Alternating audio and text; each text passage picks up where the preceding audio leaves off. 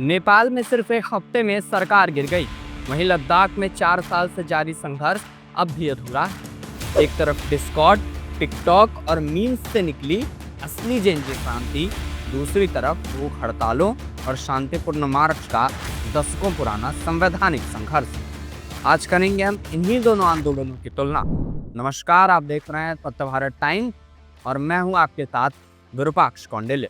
लद्दाख, जहां पिछले 4 साल से लोग राज्य का दर्जा और 6ठी अनुसूची की मांग को लेकर संघर्ष कर रहे हैं। लद्दाख के सोनम वांगचुक और स्थानीय संगठनों के नेतृत्व में शुरू हुआ यह आंदोलन अब निर्णायक मोड़ पर है। 24 सितंबर को भड़की हिंसा में 4 लोगों की मौत और दर्जनों लोग घायल हुए, जिसके बाद लेह में कर्फ्यू लागू हुआ, गिरफ्तारियां हुई और सरकार ने 6 अक्टूबर को वार्ता का वादा किया।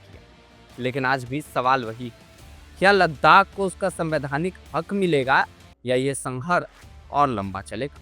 इसी बीच सोशल मीडिया और अखबारों में एक नई बहस छिड़ गई। कुछ लोग लद्दाख में उठी इस लहर को नेपाल की डिजिटल जिंजी क्रांति जैसा बता रहे हैं, जबकि कुछ लोग इससे बिल्कुल अलग आंदोलन मानते हैं। एक और तर्क है कि युवाओं का गुस्सा, सड़कों पर उतरी भीड़ और राजनीतिक व्यवस्था को चुनौती सब नेपाल की याद दिलाती है। वहीं दूसरी ओर कहा जा रहा है कि लद्दाख की लड़ाई असल में संवैधानिक अधिकारों और लंबे संघर्ष की कहानी है, ना कि अचानक फूटे डिजिटल विद्रोह की। तो आइए जानते हैं सच क्या है। क्या लद्दाख का आंदोलन नेपाल की क्रांति जैसा है या फिर दोनों की कहानी बिल्कुल अलग है?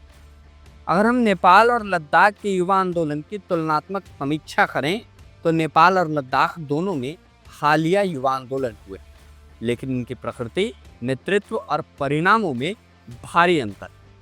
नेपाल में आंदोलन महज 4 से 12 सितंबर यानी एक हफ्ते के बीच तेजी से फैल गया और प्रधानमंत्री के इस्तीफे तक पहुंच गया।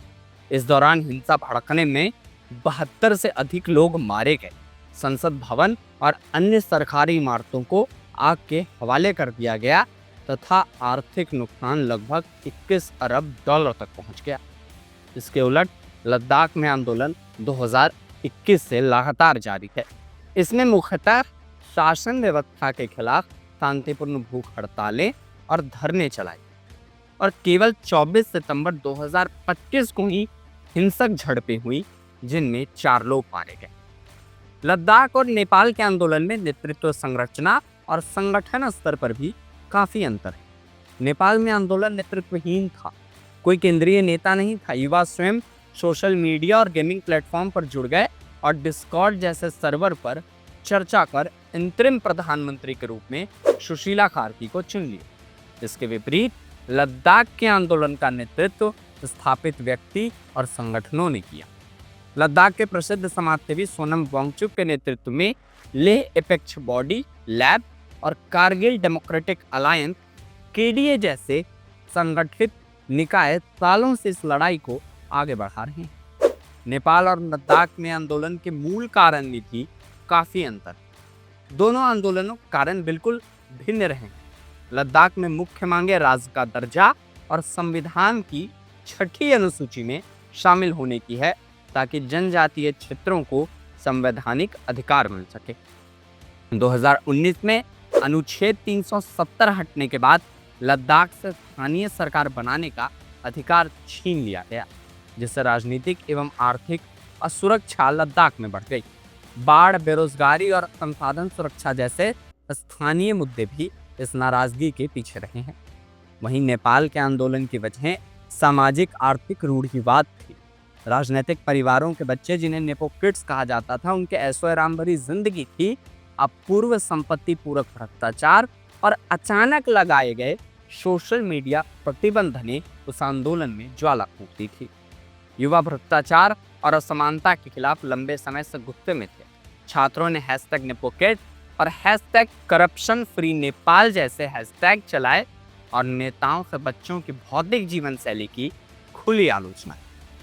नेपाल और लद्दाख के आंदोलन में हिंसा का स्तर और प्रकृति भी बिल्कुल अलग है। नेपाल में आंदोलन अत्यधिक हिंसक हो गया। सुरक्षा बलों और प्रदर्शनकारियों के बीच झड़प में लगभग 72 लोग मारे गए, 19 प्रदर्शनकारी और 3 पुलिस वाले और 2000 से अधिक लोग इस प्रदर्शन में घायल हुए। प्रदर्शनकारियों ने संसद भवन, सुप्रीम कोर्ट, प्रधानमंत्री तथा राष्ट्रपति निवास सहित सरकारी इमारतों में आग लगा दी। राजधानी काठमांडू में गोलाबारी हुई और दंगे भड़के, जिससे करीबन 21 अरब डॉलर तक का आर्थिक नुकसान नेपाल को हुआ। वहीं लद्दाख में हिंसा अपेक्षाकृत सीमित रही है। 24 सितंबर 2025 को हिंसक संघर्ष में 4 लोग मारे गए और 80 से अधिक लोग घायल हुए। विरोध प्रदर्शनों में मुख्यतः भाजपा कार्यालय और कुछ पुलिस वाहन जलाए। आम जनता की बुनियादी इमारतें या संसद इस हमले में सुरक्षित रहे। कुल मिलाकर नेपाल की हिंसा ज्यादा संगठित थी, जबकि लद्दाख में एक चुनिंदा दिन की घटना रही। इन दोनों आंदोलनों में डिजिटल संगठन और मीडिया का प्रयोग भी काफी अलग है। जहां नेपाल का आंदोलन पूर्णतः डिजिटल प्रेरित था। युवा डिस्कॉर्ड सर्वर, वीपीएन, अनधिकृत मैसेजिंग ऐप जैसे बिटचैट और टिकटॉक पर लगातार सक्रिय थे। युवाओं ने नेपोक्रेट्स और करप्शन फ्री नेपाल जैसे हैशटैग चलाए, वायरल मीम बनाए और जापानी एनीमे वन पीस का जॉली रोजर झंडा संसद भवन पर लहराया। टिकटॉक पर अपलोड वीडियो आंदोलन की शुरुआत को परिपूर्ण तरीके से दिखाते हैं। वहीं लद्दाख का आंदोलन पारंपरिक चरित्र का था। युवा मुख्य रूप से भूख हड़ताल, धरना और शांतिपूर्ण मार्च में शामिल हुए। सोशल मीडिया का उपयोग बहुत सीमित रहा। मंचों पर मुख्य रूप से क्षेत्रीय मुद्दों पर जानकारी फैलती रही। मीडिया ने इसे जिंजी आंदोलन कहा, लेकिन सोनम वांगचुक ने स्पष्ट किया, ये लोग खुद को जिंजी कहते हैं। जिंजी मेरा शब्द नहीं, मैं इन्हें बस युवा कहता और युवा समझता। सरकारी प्रतिक्रिया और परिणाम भी इन दोनों आंदोलनों में अलग रही। नेपाल में सरकार ने 48 घंटे के भीतर हार स्वीकार कर ली। प्रदर्शन शुरू होने के तुरंत बाद तत्कालीन प्रधानमंत्री केपी शर्मा ओली ने इस्तीफा दे दिया। सुशीला कार्की को नए अंतरिम प्रधानमंत्री के रूप में नियुक्त किया गया। सोशल मीडिया पर लगाया गया प्रतिबंध भी आंदोलन के दबाव में वापस ले लिया। वहीं लद्दाख में प्रतिक्रिया भारी और दमनकारी रही।